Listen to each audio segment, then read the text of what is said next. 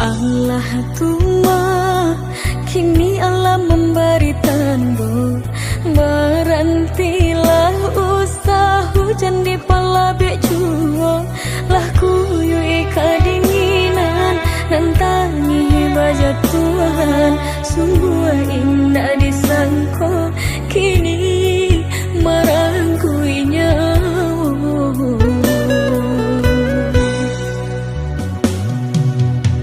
Allah tuma hujan turun jo ayam mato, berantilah ampunkan salah sarato doso, ini datang melando bencana di kampung kita, jika malangkat kibo hanya saki jo mato.